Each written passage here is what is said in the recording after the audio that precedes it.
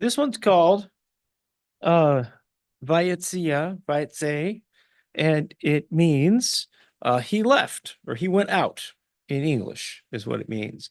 And it's talking about it starts with Jacob departing from Beersheba toward Haran. Now we kind of talked about this last week. Um, there's a lot of rehashing, but this is Jacob is made enough trouble for himself at home that he has to leave and he has to go off to Haran, and he's going to go find himself a wife. And like home life doesn't really look that good right now. His brother wants to kill him, and that's pretty bad. And so he's off to go find himself a wife. And he comes to a certain place and spent the night because the sun had set, and he took one of the stones and placed it under his head and lay down in that place. Yeah, it sounds comfortable, right? You guys want to have a stone for a pillow? And he had a dream. Behold, a ladder was set on the earth with its top reaching to heaven. Behold, the angels of Elohim, angels of God, were descending and ascending on it. Behold, Yahweh stood above it and said, I am the Lord. Um, I am Yahweh, the Elohim of your father Abraham, and the Elohim of Isaac. The land on which you lie, I will give it to you and your descendants. Your descendants will also be like the dust of the earth, and you will spread out to the west, to the east, and to the north, to the south. And in you and in your descendants shall all the families of the earth be blessed. Behold, I am with you and will keep you wherever you go and will bring you back to this land, for I will not leave you until I have done what I have promised you. Then Jacob awoke from his sleep and said, Surely Yahweh is in this place, and I did not know it. He was afraid and said, How awesome is this place!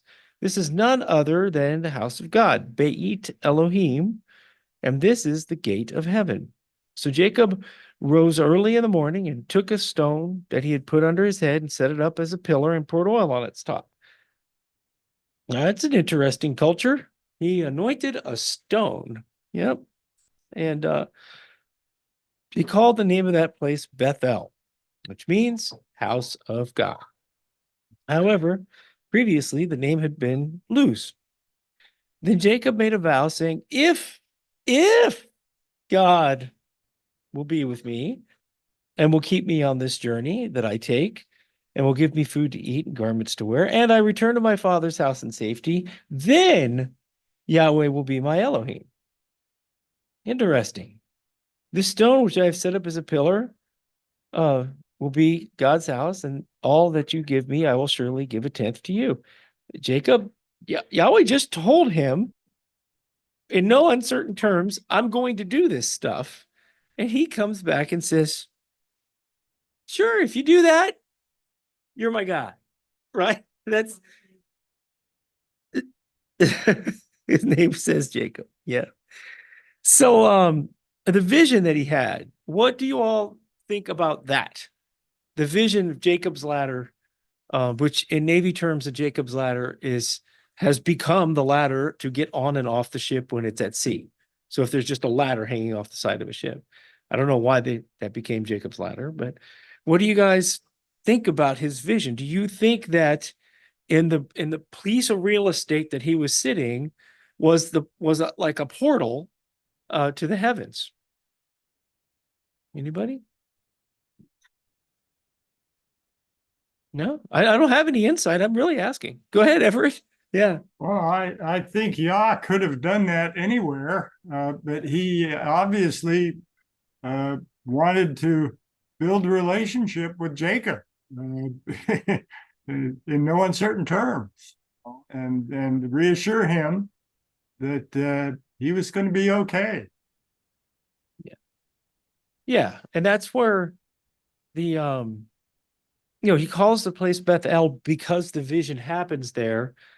But I think that the angels can come and go as they please. I don't think that, I mean, there is a couple places in the Bible where there's holy ground, like when Moses meets the Yahweh in the burning bush, he has to take off his shoes. But I don't think there's anywhere in this realm that Yahweh and his angels can't just go to, you know? That's my opinion. Um, Interesting thing that happened at Bethel later on is this is where Jeroboam put one of the golden calves. When Jeroboam decided to make a false feast after the split of the kingdoms, he put one of the golden calves in this place and saying, which is an incredible defilement, you know? Um, and Jacob made a total deal. What a way to pray. But taking this oath was super, super duper serious, right? If you make an oath like that, right, you better be willing to keep it, you know? He didn't know what was ahead of him. Yahweh did know what was ahead of him. Jacob probably thought that he was going to Laban's house for a little bit, yeah, maybe a year or two, right? He didn't probably know that he was going to be gone for 21 years. And so he comes back a different guy. And then so and keep in mind, this is going to come up later, that Jacob is now the third generation of Abraham who casted off idolatry. So Abraham and Esau were not, or Abraham, Isaac, Jacob, Esau, they were not raised idolaters. They were raised different from the rest of the world.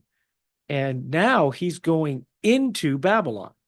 He's going into the idolater's place because Laban and family are Abraham's family with the same family tree, but they never gave up the idols. So he's being sent off into Babylon for a mission, which should sound kind of familiar. So Jacob went on his journey and came to the land of the sons of the east. He looked and saw a well in the field, and behold, 3 flocks of sheep were lying there beside it. For from that well they watered the flocks. Now the stone on the mouth of the well was large. When all the flocks were gathered there, they would then roll the stone from the mouth of the well and water the sheep, and put the stone back in its place on the mouth of the well.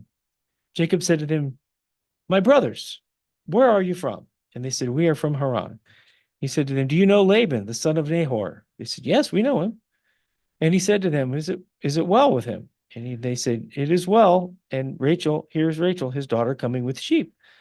And he said, "Behold, it is still high day. It is not time for the livestock to be gathered. Water the sheep and go pasture them." But they said, "We cannot until all the flocks are gathered and they roll the stone from the mouth of the well, then we water the sheep." While he was still speaking with them, Rachel came with her father's sheep, and she was a shepherdess. When Jacob saw Rachel, the daughter of Laban, his mother's brother, and the sheep of Laban, his mother's brother, Jacob went up and rolled the stone from the mouth of the well and watered the flock of Laban, his uh, mother's brother. And then Jacob kissed Rachel and lifted his voice and wept. Now, this is kind of a mirror of what Rebecca did, because Rebecca came and she watered the servants' camels, and so he's kind of doing the mirror, but he's absolutely disrespecting their local customs here. Okay, he is not. Hey, Miss Tiffany's here.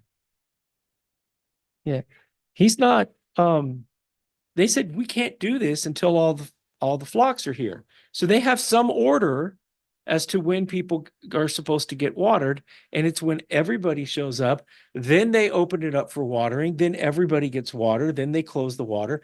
Whether that's right or wrong, I don't know. But he is not really respecting their ways. So that's a mirror image or a opposite image of what Abraham's servant did. Abraham's servant came and went way out of his way to say, "Nope, well, I'm going to respect your customs. I'm not going to offend anybody. I'm going to complete my mission." And this is Jacob going and saying, "Do what I want to do." Right. Right.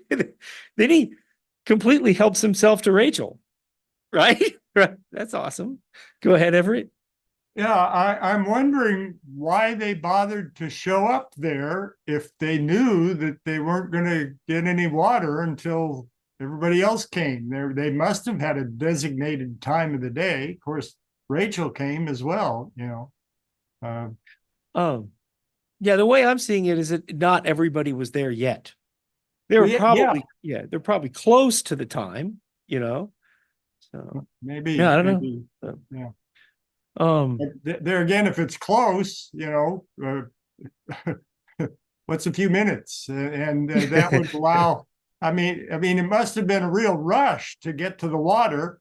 If everybody was there all at the same time, uh, they'd be, stepping on one another. It's kind of odd. Yeah. yeah, it doesn't, to me, it seems like the water should just be open all the time and they should be a shift. You know what I mean? You know, like the Rachel Clan is at this time so that there's like more efficient, but I don't know. But the thing is that he just doesn't, he's walking in there kind of entitled. He's kind of walking in there like a boss, you know? Um, and he smooched Rachel before even meeting the family, right? That's it's not really I mean, I don't know. He probably thought his mission was over at this point in time. Probably like, hey, dude, there's my wife. She walked up to the well, just like what happened to Rebecca. Dude, this is great. Thank you, Yahweh. Right? Right. We're gonna wrap this thing up. I'm gonna be back in we'll be back in Canaan before you know it. And so Jacob told Rachel he was a relative of her father and that he was Rebekah's son, and she ran and told her father. When Laban heard the news of Jacob, his sister's son, he ran to meet him and embraced him and kissed him and brought him to his house. And then he related to Laban all these things.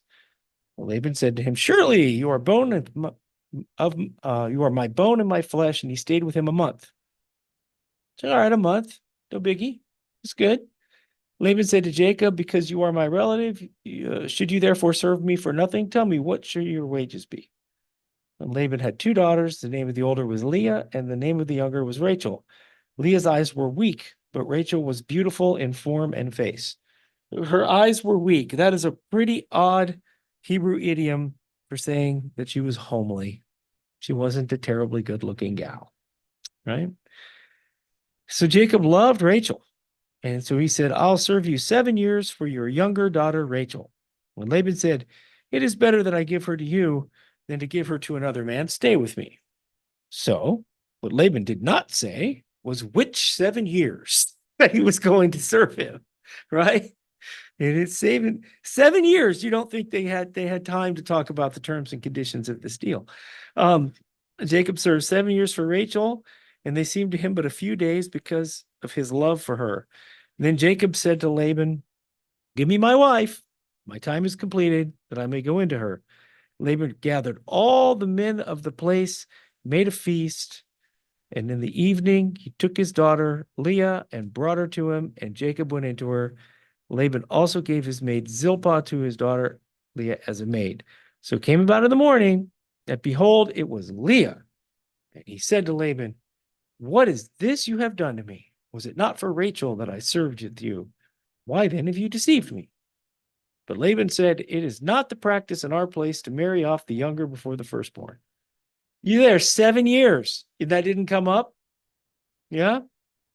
This is not good at all. And complete the week of this one, and we will give you the other also for the service which you shall serve with me for another 7 years. This Laban, this guy, right? Right. And Jacob did so and completed her week, and he gave him his daughter Rachel as his wife.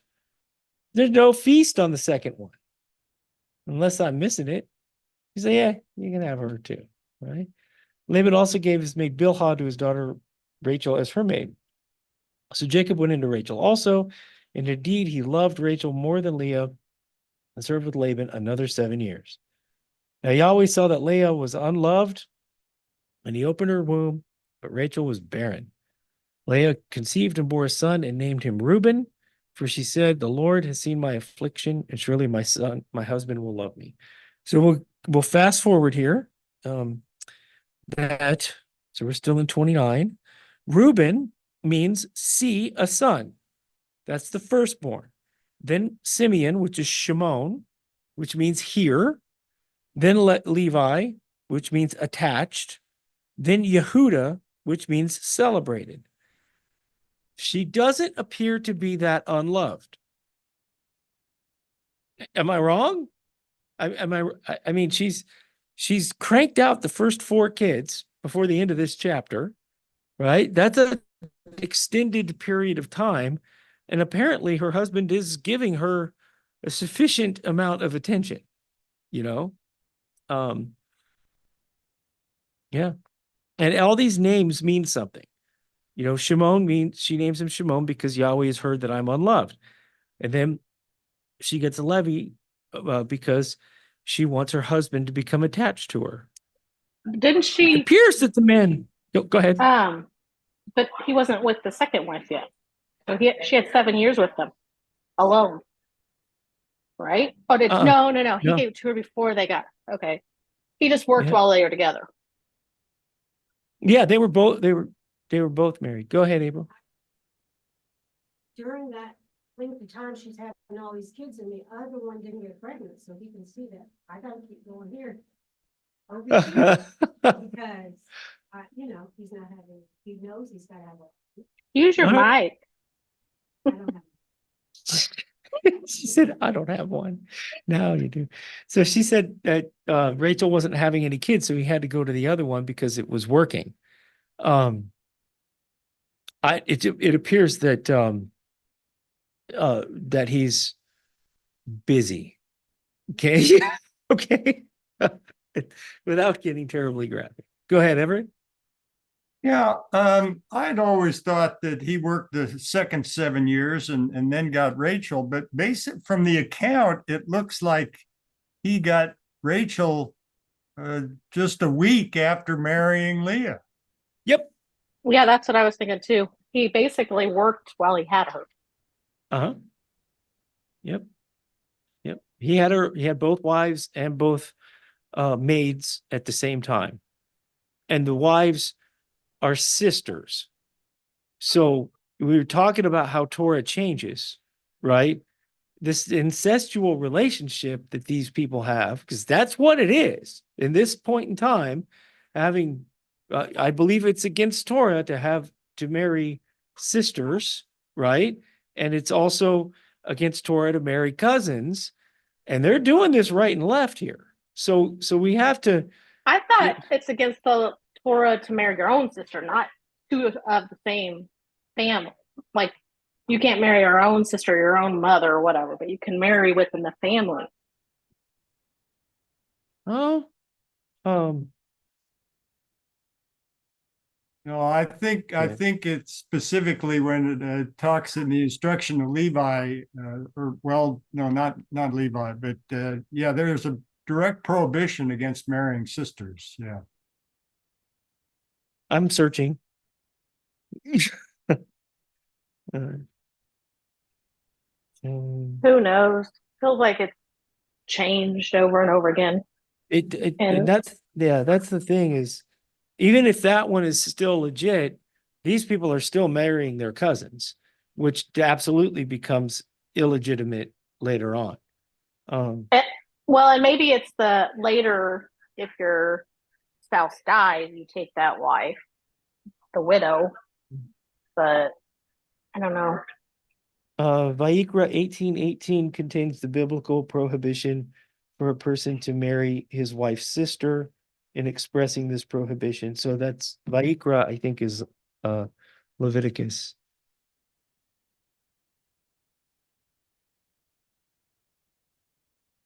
You shall not marry a woman in addition to her sister as a rival while she is alive to uncover her nakedness. So specifically what is happening right here becomes against Torah, right? Because these two are rivals for the rival of rivalry, right? They are duking it out. These two are not fans of each other. So that's something that is hard for us to get our head wrapped around, because as Everett's got papers on it, and the Torah does change over time. There are differences. There are, there is a different standard in different times. One of the big ones that we wrestle with is how Noah was able to eat whatever. And then later, now we're under Leviticus 11. When Leviticus 11 comes, we're under Leviticus 11, right? So Noah was able to eat whatever animal, And it says that, and a lot of Torah teachers try to tie themselves in knots to say that that doesn't say what it says. But pretty sure it says what it says, you know? And, here we are with this one, which is the holy bloodline is of this. So it becomes against Torah at a later date.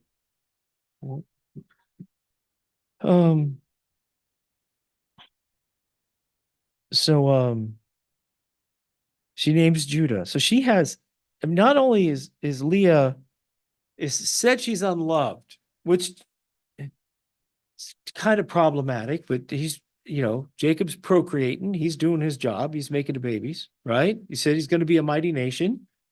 He has taken that quite literally, and he's going to do it. And she gets the first four: Reuben, Simeon, Levi, and Yehuda. That's huge honor right there. It's amazing blessing for her. So Leah was probably walking around like a very proud peacock, right? She was, look how Yahweh loves me, dear sister of mine, and they're not nice to each other at all. 30. So when Rachel saw that she bore Jacob no children, she became jealous of her sister, and she said to Jacob, "Give me some children or I'm gonna die." she's really in angst here. And Jacob's anger burned against Rachel, and he said, "Am I in the place of God, who's withheld from you the fruit of the womb?" So he's like, "Ain't my fault," right? Right. Here's my maid Bilhah. Go into her so she may bear on my knees, that through her I too may have children. This is a surrogacy. This is a surrogate thing, which seems to us very bizarre. First, having two wives is bizarre. Marrying two sisters, I don't know a man that would do that on purpose. And now to maiden, this is crazy. Go ahead, Everett. Yeah, I think this illustrates the I guess importance, or one of the facets of slavery in those days. We've got a pretty bad reputation or feeling for slavery because of how it was practiced in this country. But there were various reasons for it, and a slave was an extension of their master. They could speak for their master. They would have children for their master. Everything the slave did was in the name of the master, if you will. And of course, we are supposed to be Christ's slaves. We are supposed to be representing him the way he wants to be represented. And there are many aspects, I think, of the scriptures that come clear when we understand the master-slave relationship. It's not, the slaves are not to be beaten. Slaves are to be respected. It's also part of Torah that we don't treat them harshly, but we treat them as servants, but with respect. And they can speak for us, act for us, and work on our behalf. Yeah, that's the positive spin about this culture. Thank you for finding the silver lining there, sir. The rest of it is, whew. So Bilhah, she gave her maid Bilhah as a wife, and Jacob went into her. Bilhah conceived and bore Jacob a son, and says, Rachel says, Elohim has vindicated me. He has indeed heard my voice and given me a son. She named him Dan. Dan means a judge. So that means that she's been judged well, right? We always look at the word judge in the New Testament in this incredibly negative light, right? But it's not. It's a duality. It's a decision point. You can be judged well. You can be said, "Well done, good and faithful servant." That's a judgment. That's a positive judgment. So this positive thing happens, and Rachel's probably more relieved that a child has come out of some other woman besides besides her sister. She's not happy with the blessing of her sister, so she names him Dan, which means a judge. And Bilhah conceived and bore Jacob a second son. So Rachel said, with mighty wrestlings, I have wrestled with my sister, and I have indeed prevailed. And she named him Naphtali, which means wrestled. So she's struggling with her sister, and she's claiming victory because her maiden has given, not a maiden anymore, now a maid, right? Is now given 2 children. So when Leah saw that she had stopped bearing, she took her maid Zilpah and gave her to Jacob. Look at these two. They're just like, I see your maid and I raise you a maid. And does Jacob have any say in this matter whatsoever? Right? What else does he do with his time? Okay. He seems to be pretty preoccupied here. And so Zilpah bears Gad. Now this is something. Oh, Tiffany's come back in. Where did she go? Yeah. Hey, Tiffany, you bounced out and came back. What's up? Yeah, I don't know what happened there. Yeah. So 2 weeks in a row now, I have played a song that you recommended, by the way. Mm-mm-mm. Just I wasn't even there to enjoy it. just letting you know. All right. Right. You can pray over my car, make sure my car gets fixed. True. It's true. Anyway. Yeah. Yes, ma'am. Will do. By the way, if you guys you weren't on to hear, Sukkot is here next year. We signed a paperwork today. So we have the hall October 6 to 16 in 2025. Awesome. Yay. So so the name Gad, Gaf Dalet, is not a bad word. Right? There's in the sacred name movement, and a lot of people do G-D because you can't say that name because it's the name of a pagan god. Well, there is a pagan god named Gad, which is the god of fortune. But you can also be fortunate and have that have nothing to do with the god of fortune, right? And so the word itself is not bad. Otherwise, we couldn't pronounce the name of this tribe. Right? What tribe are you from? G-D. Right. Right. Right. It's great because we get into this and we have a lot of zeal and we're on fire and we want to get it right. And we realize we've been taught wrong, but sometimes we got to ratchet some stuff back a little bit here. So it's not necessarily a bad thing to say this because it's the person's name and the name of a tribe. So Zilpah gives Jacob a second son named Asher. Asher means happy, right? But the scorecard here is Leah. What is she up to? 6, her maid with 2. So it's 8-2, right? Right? Or 8-2 with Leah, with Rachel having 0 at this point. That she has got to be feeling pretty darn low. And so in the days of the wheat harvest, Reuben went out and found mandrakes in the field and brought them to his mother Leah. And Rachel said to Leah, please give me some of your son's mandrakes. Mandrakes are considered an aphrodisiac. Yep. The Bible has a PG-13 rating, maybe worse. So why would Reuben, is a son, bring mandrakes to his mom? These folks are strange. Okay. And so she said to her, Rachel said to Leah, give me some of your son's mandrakes. But she said to her, is it a small matter for you to take my husband, that you should take my son's mandrakes also?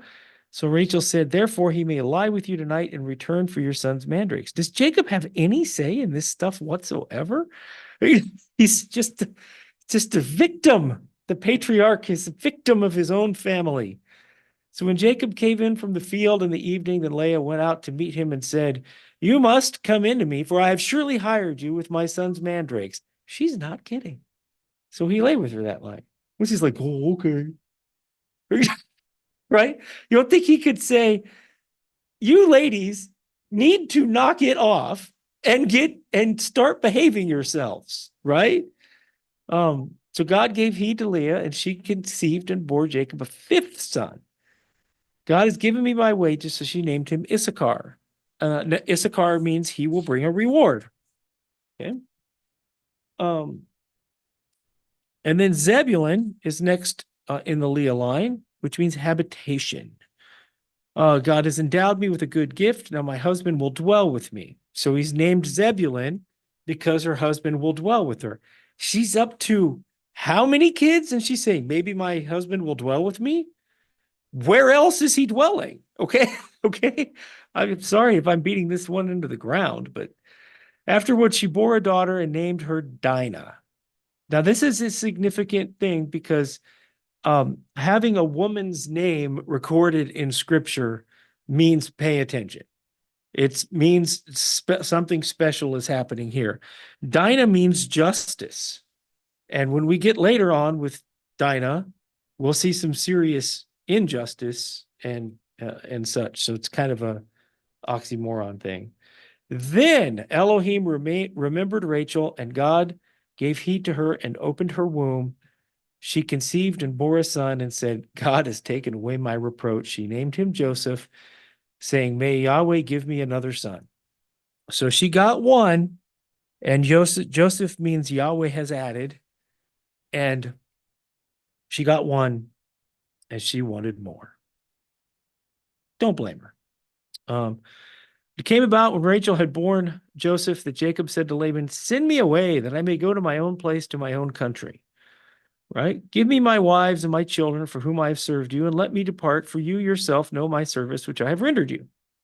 Laban said, well, if it pleases you to stay with me, I have divined that Yahweh has blessed me on your account. So now Laban was a greedy guy before. Now Laban's got Jacob, and he's got this huge family. He's got this huge wealth, and he's like, I'm not giving that up, right? I'm not going to do that. Who else does this in the Bible? Pharaoh. Pharaoh says, I'm not giving up my workforce. Nope, you cannot go. And he continued, name me your wages and I will give it. But he said to him, you yourself know how I have served you, how your cattle have fared with me. For you had little before I came, and it has increased to a multitude. And Yahweh has blessed you wherever I turned. Joseph, right? This is Joseph's father, same thing happening. But now, when shall I provide for my own household also? So he said, what shall I give you? And Jacob said, you shall not give me anything. If you will do this one thing for me, I will again pasture and keep your flock. Let me pass through your entire flock today, removing from there every speckled and spotted sheep and every black one among the lambs and the spotted and speckled among the goats, and such will be my wages. So my honesty will answer for me later when you come concerning my wages.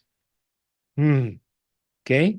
Everyone that is not speckled and spotted among the goats and black among the lambs, if found with me, will be considered stolen.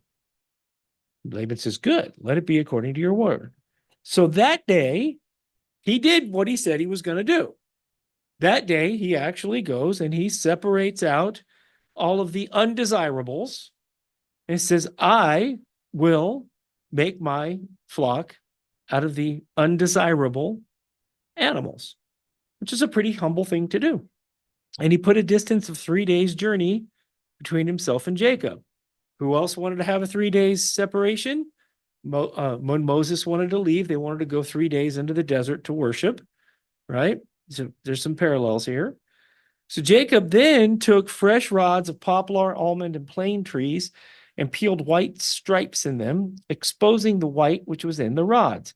So once Jacob gets 3 days buffer, he gets to working on his plan. Okay. Now he's taking these rods and he peeled in front of the flocks and gutters, even the watering troughs, so that when they mated and came to drink, the flocks mated by the rods, and they brought forth stripes, speckled and spotted. Meaning he painted these animals. Okay. He painted them. It must never rain where they are, because he made this contraption to where when the animals were born in the field, that they would have stripes on them. And he put his own herds apart. He did not put them with Laban's flock. So whenever the stronger of the flock were mating, Jacob would place the rods in the sight of the flock in the gutters, so they might mate by the rods. When the flock was feeble, he did not put them in, so the feebler were Laban's and the stronger were Jacob's. So the man became exceedingly prosperous and had large flocks and female and male servants and camels and donkeys.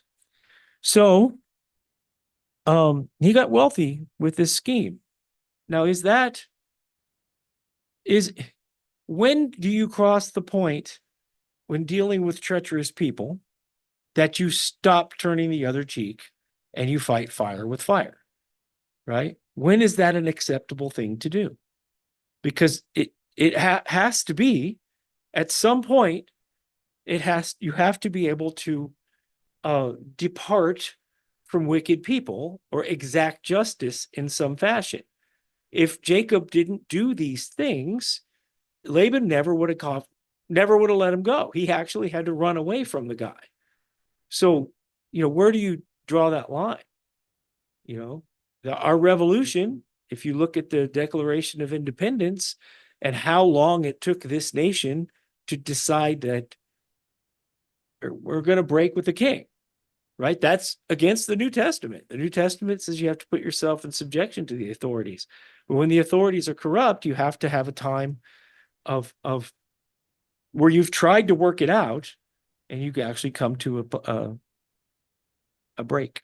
Nobody's coming off mute. I was kind of hoping. No, I was going to say, we're still trying to figure that out. Yeah. I think it's 70 times 7. Do the math. Yep. Well, that's forgiveness. It's not necessarily to part. Yep. It is an individual, you can't explain all your circumstances to somebody. If you get premeditatedly robbed, right? Well, according to Yeshua, you're supposed to turn the other cheek. You're supposed to give your man your cloak too. And 70 times 7, you're supposed to forgive people. So at 491, is that the time? I don't know. But with this guy Laban, Well, I think ahead. forgiveness is different than walking away from toxicity. Yeah. Okay. You can forgive someone from afar. Yeah, you can. Send him a telegram. Yeah. Okay. So 31, Jacob heard the words of Laban's sons saying, Jacob has taken away all that was our father's, and from what belonged to our father, he has made all his wealth. Jacob saw the attitude of Laban, and behold, it was not friendly toward him as formerly. Then Yahweh said to Jacob, return to the land of your fathers and to your relatives, and I will be with you. So in this case, Yahweh actually told him, right? Laban turns to be bitter towards him, which he probably was inwardly bitter toward the guy the whole time, but now he's letting it show. And now Yahweh says to Jacob, it's time to go home. I'll be with you. So Jacob called Rachel and Leah to his flock in the field and said to them, I see your father's attitude that is not friendly towards me as formerly, but the Elohim of my father has been with me. You notice there's a change in Jacob's attitude. From when he went in to this land, he was making a deal. Yes, if you do all that stuff, I'll be your pal. You'll be my God. Now he's saying, God of my father has been with me. And he says, I've served your father with all my strength, yet your father has cheated me and changed my wages 10 times. However, God did not allow him to hurt me. If he spoke thus, the speckled shall be your wages. Then all the flock brought forth speckled. And if he spoke thus, striped shall be your wages. Then all the flock brought forth striped. Thus God has taken away your father's livestock and given them to me. That's not entirely true, is it now? Okay. He had a huge, and what happens when Laban goes and finds all those painted reeds? At some point in his life, unless Jacob had covered his tracks, So it came about at the time when the flock were mating that I lifted up my eyes and saw in a dream, and behold, the male goats which were mating were striped, speckled, and mottled. And the angel of Elohim said to me in the dream, Jacob, he says, here I am. He said, lift up your eyes and see that all the male goats which are mating are striped, speckled, and mottled, for I have seen all that Laban has been doing to you. I am the God of Bethel. Sorry, I have a cold. Where you anointed a pillar, and where you made a vow to me. Now arise, leave this land, and return to the land of your birth. Yahweh is telling him right now, you made an oath, and I did it. I own you now, pal. And you made your oath, and you're going to go fulfill it. So you got to be careful with those oaths, because his bluff has now been called. Rachel and Leah said to him, do we still have any portion or inheritance in our father's house? Are we not reckoned to him as foreigners? For he has sold us and has also entirely consumed our purchase price.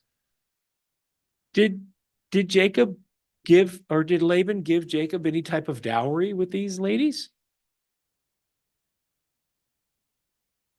I'm not seeing it. So surely all the wealth with Elohim, which Elohim has taken away from our father, belongs to us and our children. Now then, do whatever God has said to you.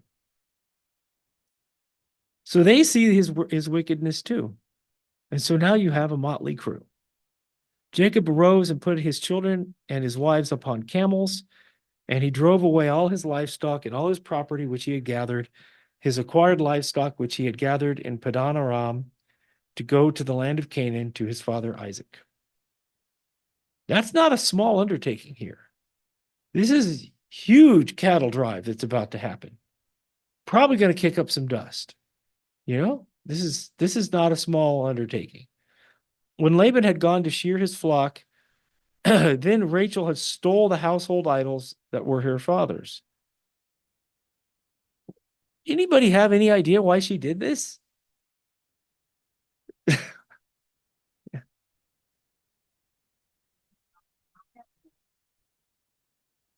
Yeah. She was second, and, lying to everybody the first wife. She cheated. So my wife said she probably feels cheated that she was supposed to be given. She saw the wickedness of her dad, like she's trying to hurt her dad. Okay. All right. Everett? Yeah, there's a comment in a commentary that she was doing it to prevent him from worshiping these gods. I find that personally to be a stretch, but that's what the commentary says anyway. I can't help but wonder. I mean, she grew up in that household. Maybe she still thought they had some kind of power, or could be effectuous for them. But it seems odd. Marson? Yeah, maybe she saw them as like a good luck charm, or she really believed in these things, or maybe she picked up idolatry from her father. I think it's possible. My thing is that she might be trying to cling to her heritage. She might be trying to have one foot in both places. Doesn't say, but sometimes it's fun to do a little speculating there. And Jacob deceived Laban the Aramean by not telling him that he was fleeing. So there's an outright deception here. But at the same time, Moses was saying, let us go 3 days in the wilderness, when he knew they weren't going back, right? Right? Sometimes deception is not bearing false witness. And lying is not good. It's not something that you should practice, but sometimes it's necessary. Everett? Yeah, when God told Samuel to go anoint David, I think it was, Samuel was worried that Saul would find out about it and do something rash. And God told him, well, just tell him you've got to go do a sacrifice. Yeah. So when it was told Laban on the third day that Jacob had fled, so this is 3 days, not Friday evening to Sunday morning, right? It's real 3 days. He took his kinsman and pursued him at a distance of 7 days' journey. He overtook him in the hill country of Gilead. And God came to Laban the Aramean in a dream of the night and said to him, "Be careful that you do not speak to Jacob either good or bad." So Laban still fears Yahweh, right? He has some connection to Yahweh. And so Laban catches up with Jacob, and Jacob had pitched his tent in the hill country, and Laban with his kinsmen camped in the hill country of Gilead. Then Laban said to Jacob, "What have you done by deceiving me and carrying away my daughters like captives of the sword? Why did you flee secretly and deceive me and did not tell me, so that I might have sent you away with joy and with songs and timbrel and with lyre?" Yeah, liar. Right? Right? Yeah. "And did not allow me to kiss my sons and my daughters. Now you have done foolishly." He's telling you the character now. He looked at all these people as if they belonged to him. He looked at them as if it's his wealth and it's his household. Kind of is. It says, "It's in my power to do you harm, but the God of your father spoke to me last night, saying, 'Be careful to speak either good or bad to Jacob.' Now you have indeed gone." Now, this is the thing where there's all these intersections of predestination and free will, right? There's a predestination. Jacob was going, Yahweh said when Jacob went into this land that he was going to come out very wealthy and he was going to come out, right? He said that was going to happen. But there's 21 years of pretty strange decisions that bring us to this point where he has come back. And so the God of Abraham has absolutely done what he said he was going to do. Now you have indeed gone away because you have longed greatly for your father's house, but why did you steal my gods? That is a legit question, because Jacob is not an idolater. So what would Jacob want with these idols? What, right? I have to assume that Jacob went into Babylon here. He went into the idolatrous place and didn't pick up the thing, because he didn't appear to have his own idols. And he's like, "Why did you do that?" Right? And I get it, but why did you do that? And Jacob replied to Laban, "Because I was afraid, for I thought you would take your daughters from me by force. The one with whom you find your gods shall not live. In the presence of our kinsmen, point out what is yours among my belongings and take it for yourself." For Jacob did not know that Rachel had stolen them. There's another place, and this works out good. There's another place in the Bible where a guy makes an oath to Yahweh that says the first thing he sees when he gets home, he's going to sacrifice, and it didn't work out well at all. So this is where we got to be really careful making any type of oaths or speaking flippantly like that. So Laban went into Jacob's tent, into Leah's tent, into the tent of the two maids, and he did not find them. He went out of Leah's tent and entered Rachel's tent. Now Rachel had taken the household idols and put them in a camel's saddle, and she sat on them, and Laban felt through all the tent but did not find them. So these things can't be big if they fit in a saddlebag. You know, they're not sizable things. If little Rachel can hide them with her tush in a bag on her tush. So she said to her father, "Let not my lord be angry that I cannot rise before you, for the manner of women is upon me." Yeah, she thought that one through. All right, go ahead, Marson. Yeah. I like to think that Laban just didn't want to search that hard because he probably didn't want his daughters to die. So, All right. yeah. All right. Everett? Yeah, I think the Dead Sea Scrolls exhibit locally here, a couple of years ago. They had all kinds of little figurines and stuff that were excavated in Israel. And they were like 2 or 3 inches tall, something like that. Little clay dolls, if you will. They could have been fairly easily hidden. Yep. There was something else I was wanting to mention earlier.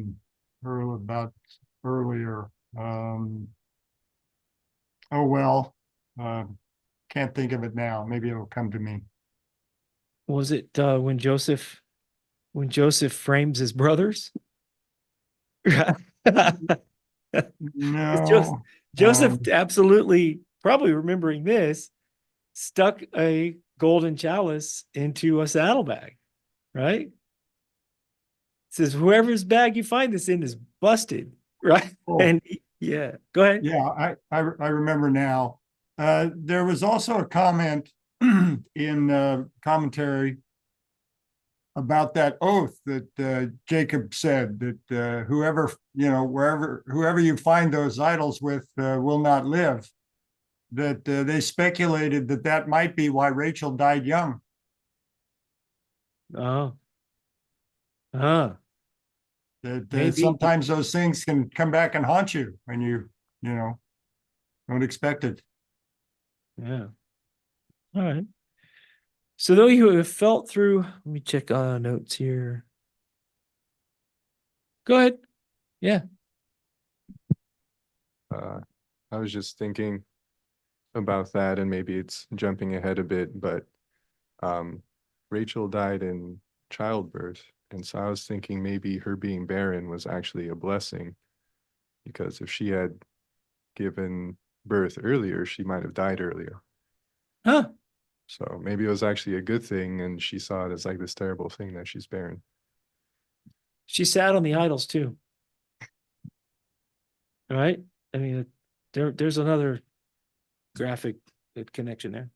Everett? Oh, I was done. Sorry. Okay.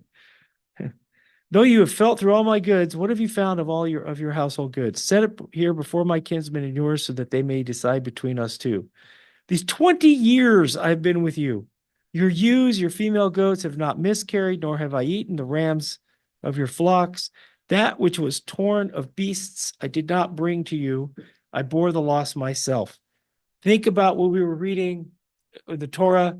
It was Haftarah last week, I think, where it's talking about the defilement of the priests by offering the lame, the blind, and this being torn of beasts is very less thought of, offerings.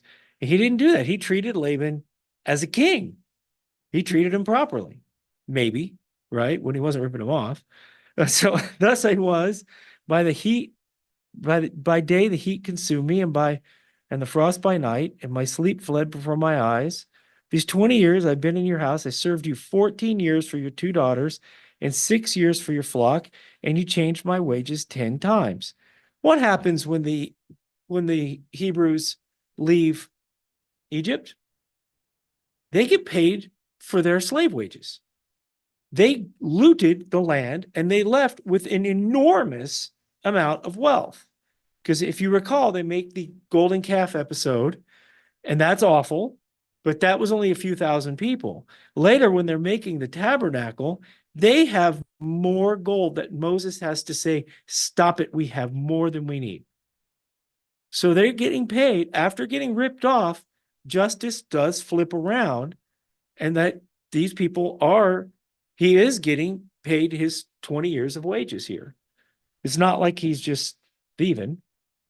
So if the God of my father, the God of Abraham, and the fear of Isaac had not been for me, surely now you would have sent me away empty-handed. God has seen my affliction and the toil of my hands, so he rendered judgment last night.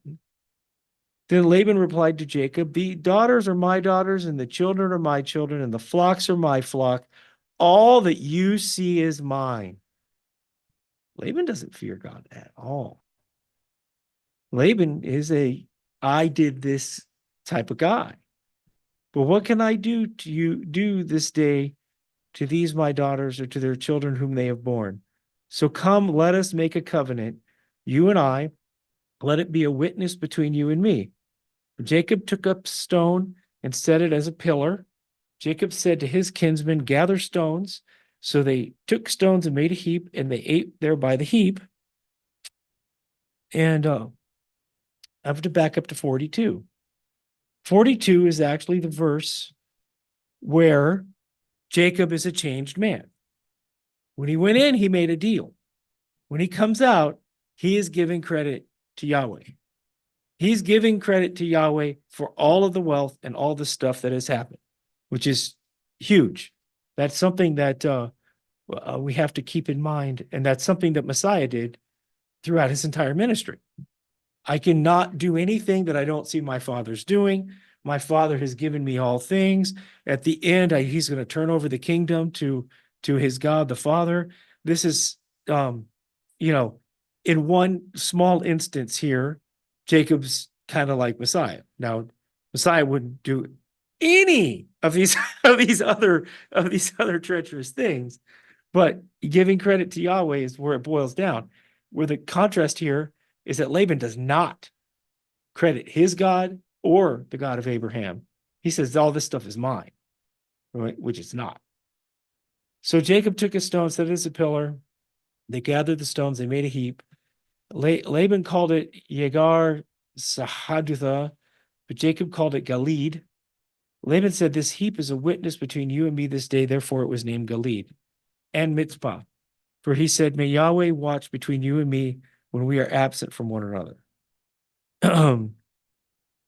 Galid is a witness heap, and that's what it means in literal English terms.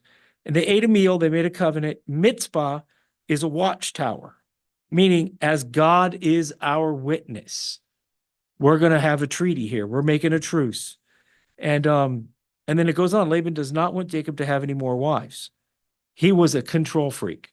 That's another indication, right? He says, if you mistreat my daughters, or if you take wives besides my daughters, although no man is with us, God is witness between you and me. He's a control freak. He was never going to let Jacob go. He wanted to completely control him and have the family locked down to being his family. And of course, we know Abraham took other wives too. So Laban said to Jacob, behold this heap and the pillar which I have set between you and me. The heap is a witness, the pillar a witness that I will not pass by this heap to you for harm, and you will not pass by this heap and this pillar for me for harm. Meaning they could still visit each other, but they're not going to hold any grudges, and they're going to put it all behind. Okay? So this is similar to the heaps that were put up on both sides of the Red Sea, right? As a witness that they're not going back. Jacob offered a sacrifice on the mountain and called his kinsmen to the meal. And they ate the meal and spent the night on the mountain. Early in the morning, Laban arose and kissed his daughters, his sons and daughters, and blessed them. And Laban returned to his place. So 32. Now, as Jacob went on his way, the angels of God met him. And Jacob said, when he saw them, this is God's camp. So he named that place Mahanaim. Jacob sent messengers before him to his brother Esau in the land of Seir in the country of Edom. And that's where it stops. But there's a point I wanted to make here at the end of it.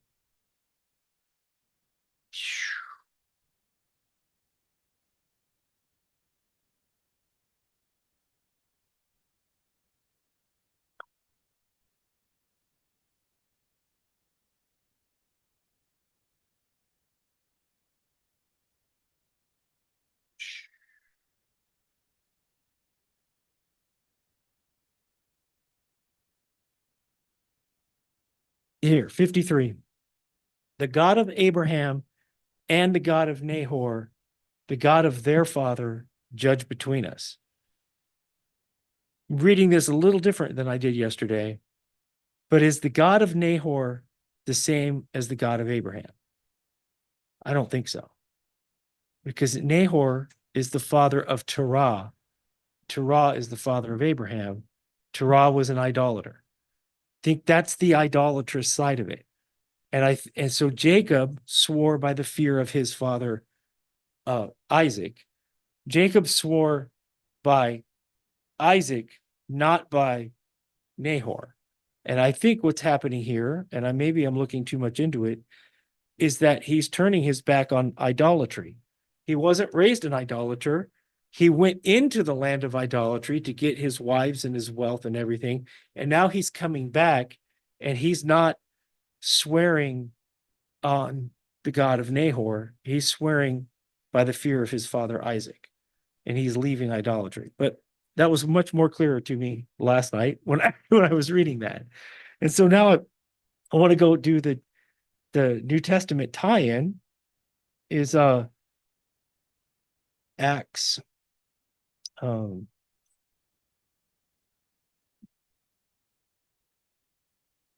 didn't actually put it on there. 19. Acts 19, 21, 29.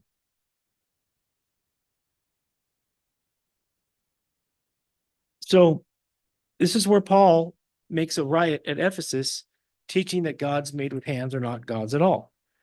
And so the part of our calling today is to come out of this Babylonian idolatry where we are, right? So the theme that I'm trying to make here is that Jacob went into an idolatrous land for 20 years, and it didn't turn him into an idolater. He left still fearing the God that he swore to before he entered the land, which is Yahweh. So after these things were finished, Paul purposed in the Spirit to go to Jerusalem after he passed through Macedonia and Achaia, saying, after I have been there, I must also see Rome. And having sent into Macedonia 2 of those who ministered to him, Timothy and Erastus, he himself stayed in Asia for a while. This is not the Asia that we talk about today. Their Asia is more like, Southern Europe, right? It's the Galatia type area. About that time, there occurred no small disturbance concerning the way, for a man named Demetrius, a silversmith who made silver shrines of Artemis, was bringing no little business to the craftsmen. And he gathered together with the workmen of similar trades and said, men, you know that our prosperity depends upon this business. You see and hear that not only in Ephesus, but in almost all of Asia, this Paul has persuaded and turned away a considerable number of people, saying that gods made with hands are no gods at all. And that's the big message of the first century was for the apostles. Yeah, Corky says, yes, that's correct, leaving out idols completely. So this faith that we have today, as we are raised mostly unknowing that we're following idolatrous practices in the Sunday Christian system with Christmas and Easter. And if you were a Roman Catholic, you have literally idols in front of you, literally statues of Mary in your yard, literally rosaries, literal saints who were morphed into the faith as that from pagan deities that were morphed into the faith. And our calling is to be in this idolatrous world and not fall for it. In fact, to wake up like Abraham and come out of it, but we can't literally come out of it. Where could we go, right? Where could we run in order to actually escape all the trappings of this world? I don't know that it exists. And if you could, that's not even our mission. Our mission is to be lights and to be living properly amongst the people so that they can see the truth as well.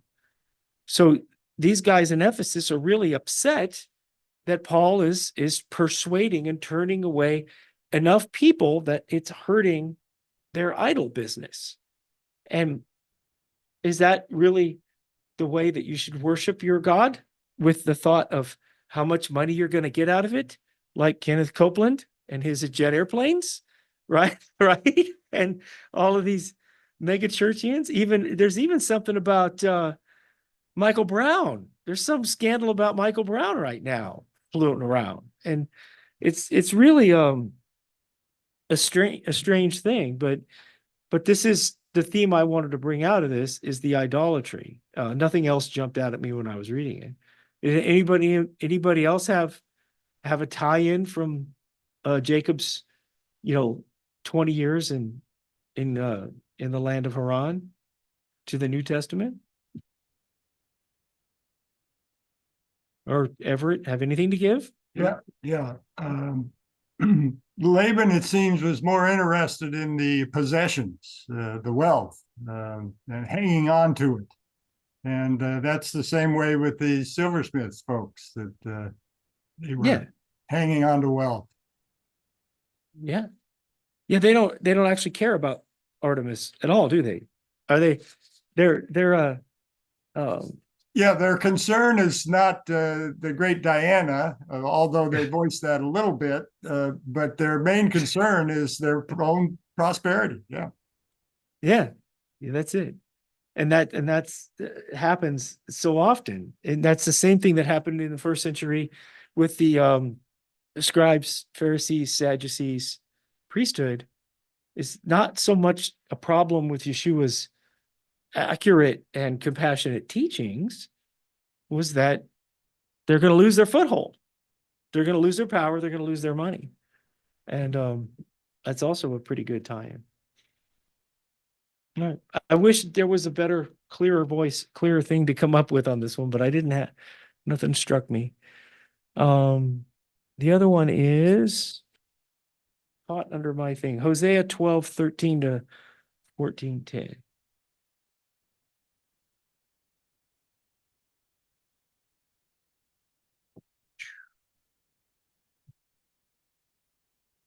Probably starting in 13, but I think it's up a little bit.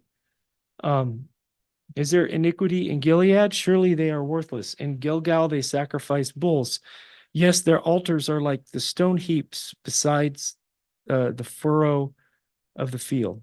Now Jacob fled to the land of Aram, and Israel worked for a wife.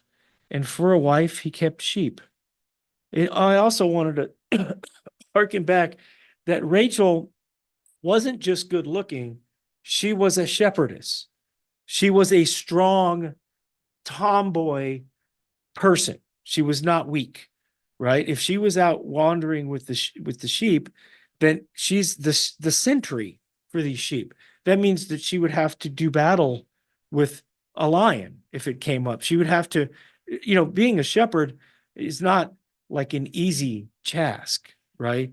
I can only imagine the work from looking at videos. I've never done such a thing, but I've been around horses and animals and such like that.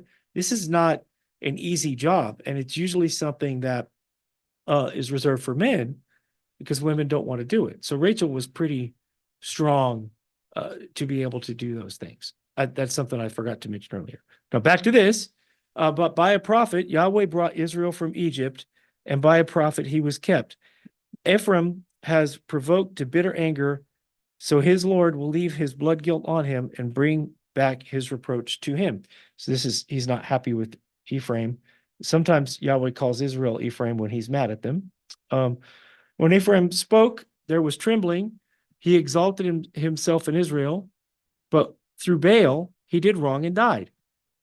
These guys turned to the idols. They turned to the false gods after knowing the truth. And now they sin more and more and make for themselves molten images, idols skillfully made from their silver, all of them the work of craftsmen. They say of them, let the men who sacrifice kiss the calves. So they're doing these practices exist today, that people will kiss the feet of a statue of Mary. They will kiss the belly of Buddha. They will touch their idols when they go in and out of their houses. This practice continues today. Is the same thing. It's like the Jonathan Cahn books, how he's talking about the recursion of all this idolatry through all the depravity of the sexual sins and stuff. Therefore, they will be like the morning cloud, like the dew which soon disappears, like chaff which is blown away from the threshing floor, and like smoke from a chimney. Yet I have been Yahweh your Elohim since the land of Egypt, and you were not to know any Elohim except me, for there's no savior besides me. Yeah, that's true, right? Yahweh is the savior, and he executes it through Yeshua. And this is why Yeshua's name is Yeshua, right? His name is salvation, or Yahweh's salvation, because he executes salvation through his son. Even though he's the ultimate savior, doesn't mean he can't do it through the work of his son. Make sense? Maybe, somehow. I cared for you in the wilderness, in the land of drought. And as they had their pasture, they became satisfied. And being satisfied, their heart became proud. Therefore, they forgot me. So I will be like a lion to them, like a leopard, I will lie in the wayside. Now, this is talking about wealth. What happens when December 7th, 1941, our nation had to go to war? Our nation turned to God heavily, lots of prayers. FDR was praying on the radio with the fireside chats. The nation feared God because it brought poverty to the nation to have to stop everything and build weapons and send all the men to the Pacific or to Europe. So, as they say, there's no atheists in a foxhole. But when we're wealthy, what do? We fall back. In this nation, if you come up to somebody and say, I think if you do this Hindu yoga, that it will bring you life and prosperity, they'll do it. If you walk up to somebody and say, you need to adopt this Scientology, you need to worship science, you need to worship anything other than the Torah. If you walk up and tell them that they need to follow the commandments and they need to read their Bibles, they will not follow you. They'll do anything else, right? And I mean anything. If you look at the self-help guides are talking about, Eastern philosophies, quoting Plato, quoting all these great thinkers, but you start talking about turning back to Yahweh, getting rid of your idols and keeping Shabbat, and they look at you like you're from Mars. And that's what happens when there's wealth. Extended periods of time of wealth bring apostasy. It's the same cycle that happened with Israel over and over. So I will be like a lion to them, like a leopard. I will lie in wait by the wayside. I will encounter them like a bear robbed of her cubs, and I will tear open their chests. There I will also devour them like a lioness, as a wild beast would tear them. It is your destruction, O Israel, that you were against me, against your help. Where now is your king, that he may save you in all your cities, and in your judges, in whom you requested, give me a king and princes? So they're leaning on their own understanding, their own wealth, their own power, their own might. And this nation does that too. We have this enormous military that's so big it can't even be audited. They don't even know where the money goes. And if this is 3 times in a row, the Department of Defense has failed an audit because they just don't know where the money goes. And we lean on this as our protection. And all the rest of the world comes to us for help because they know we've got these carriers and we've got these missiles and we've got these planes and we've got this talent. And we can't save everybody. We can't afford to do it anymore. So we need to enter into a period of repentance, because when this fails, as we see that in a moment that when Babylon falls and the ships and the seafarers are all wailing that their prosperity is over, when this nation falls, whether we are that or not, right, the parallel still exists, right? I'm not saying with certainty that we're the whore of Babylon or the dragon or the beast or anything like that. All I'm saying is that it looks pretty darn similar, and when we fall, it's going to be pretty abrupt. It's probably going to come in the face of some type of war where we try to go and defend ourselves and fail, because that's probably how that's going to happen. And they're going to say, where are the king? Give me a king and princes. I gave you a king in my anger and took him away in my wrath. But we know Yeshua is going to be the king forever. The iniquity of Ephraim is bound up. His sin is stored up. The pains of childbirth come upon him. He is not a wise son, for it is not the time that is not the time that he should delay at the opening of the womb. Shall I ransom them from the power of Sheol? Shall I redeem them from death? O death, where are your thorns? O Sheol, where is your sting? Compassion will be hidden from my sight. When Yahweh is done with this, when he's finally done with it, there's a verse in Revelation that says, let those who sin continue in sin, and those who don't. There's going to come a point where he's had enough, and it's not going to be pretty. It's not going to be pretty at all.